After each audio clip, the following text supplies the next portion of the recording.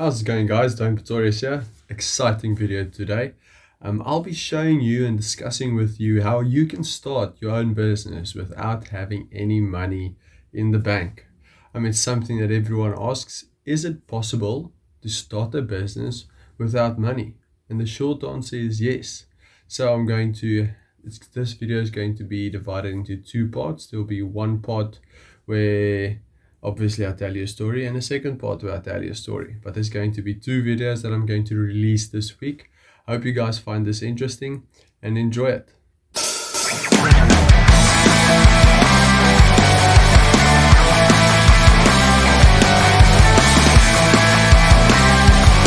Okay, so part one of this mini series, if you want to call it that, is how do you start a business without any money. Part one is you need a skill. You need a valuable skill that you can use. Okay, so let's make it very simple. We take John, for example. John has been working as a landscaper for the last 10 years. He's been working for someone else inside that guy's business, and he's been receiving a salary for it. But unfortunately, during the time that he's worked there, John has been treated badly and he decides to resign. But now John has an opportunity to either start his own business, or he'll need to find another company that he can work with. But there's one big problem. John has no money. Okay, so he doesn't have any money saved up to start his own business. So now, what are the solutions? How can John start this business without any money? Okay. So this is now where John needs to be very creative. But most people give up here. They say, no, I can't start my own business because I don't have enough money. Think about it. Start your own landscaping business, something that he's been doing for 10 years. What would he need to do that? He'll probably need a lawnmower, he'll need a bucky, he might need a wheelbarrow, some tools to do the work. And that could be very expensive. So what is the answer in this situation? Okay, the answer is quite simple. John needs to go find someone with those tools, okay, that is willing to give him those tools to use for let's say for instance, a profit share in his business, or maybe an equity split. Okay, but everyone gets so scared about equity splits and profit shares and whatever the case is. It's important that John does this very smartly. The way John can do this is he can say, okay, listen, so I'm going to start my landscaping business with your equipment.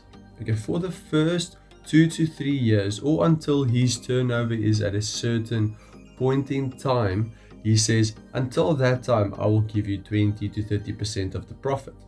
Okay, but when we reach our agreed date, time, money, turnover, whatever the agreement is with the guy giving you the equipment, you can tell him from there on that I claw back equity every year. So now for the guy giving John that equipment to use, it is worth his time because he's making a return on his, let's call it, investment. But he hasn't paid anything to John. Okay, so it's not an expense for him either. He's loaning his equipment to John to use, but John is giving him money in a profit share agreement. So what that means is John will only be paying as soon as he starts making money. Okay, so that is very good for John, and it's very good for the owner of the equipment. Okay, and then as soon as John starts reaching his targets in the agreement with the equipment provider, then he starts clawing back equity. Okay, which means in 10 years time, or even 5 years or 2 years, depending on how fast John grows, he could basically have the equipment provider out of his business in terms of equity, and he might save up enough money to buy his own equipment to be completely independent.